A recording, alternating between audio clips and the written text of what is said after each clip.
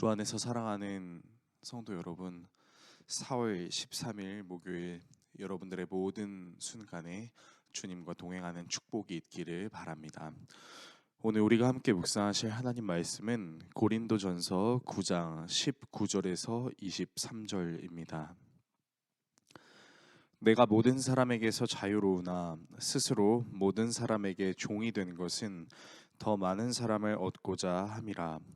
유대인들에게 내가 유대인과 같이 된 것은 유대인들을 얻고자 함이요 율법 아래에 있는 자들에게는 내가 율법 아래에 있지 아니하나 율법 아래에 있는 자 같이 된 것은 율법 아래에 있는 자들을 얻고자 함이요 율법 없는 자에게는 내가 하나님께는 율법 없는 자가 아니요 도리어 그리스도의 율법 아래에 있는 자이나 율법 없는 자와 같이 된 것은 율법 없는 자들을 얻고자 함이라. 약한 자들에게 내가 약한 자와 같이 된 것은 약한 자들을 얻고자 함이요 내가 여러 사람에게 여러 모습이 된 것은 아무쪼록 몇 사람이라도 구원하고자 함이니 내가 복음을 위하여 모든 것을 행함은 복음에 참여하고자 함이라. 아멘.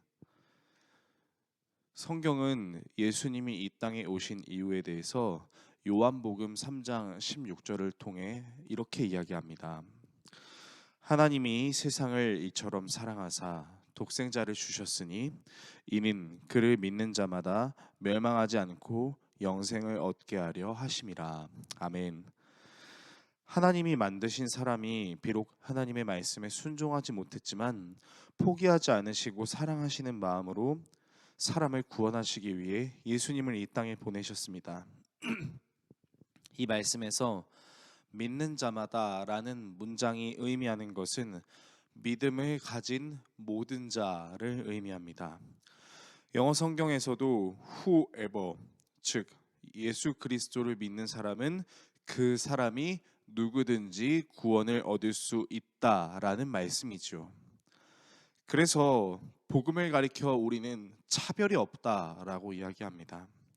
사람의 신분이 어떻든 어떤 환경에서 살아왔든 어떤 배경을 가지고 있든 어떤 생각과 마음을 가지고 있든 하나님은 모든 사람을 사랑하십니다.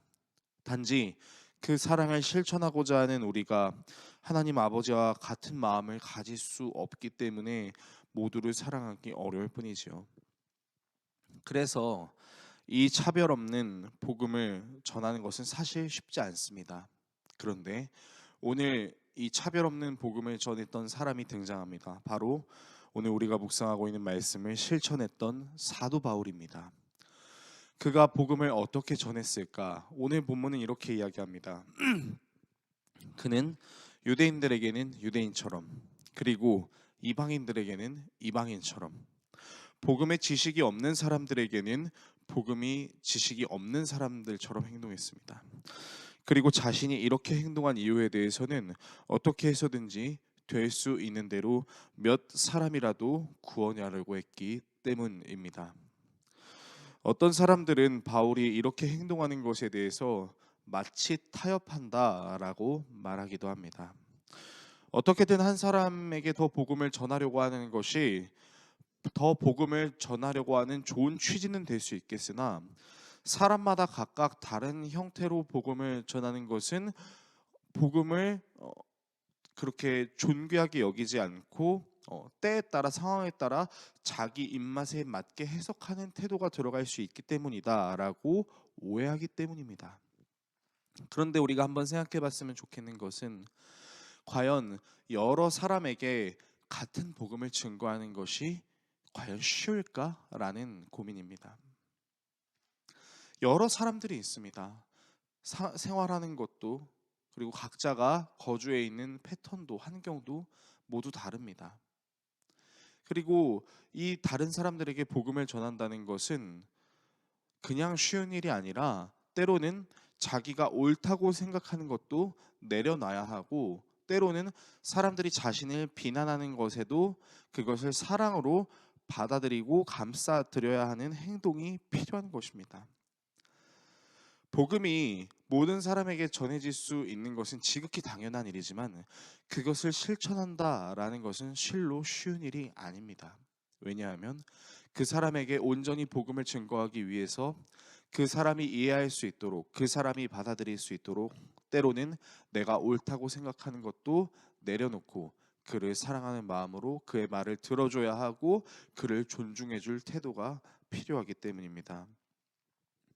그래서 바울은 고린도전서 9장 1절과 같은 말씀으로 내가 자유인이다라고 이야기하지만 내가 가지고 있는 모든 권리가 있지만 그 권리를 포기함으로써 내가 당당히 요구할 수 있는 부분들을 내려놓음으로써 복음을 전하고 있다라고 이야기합니다.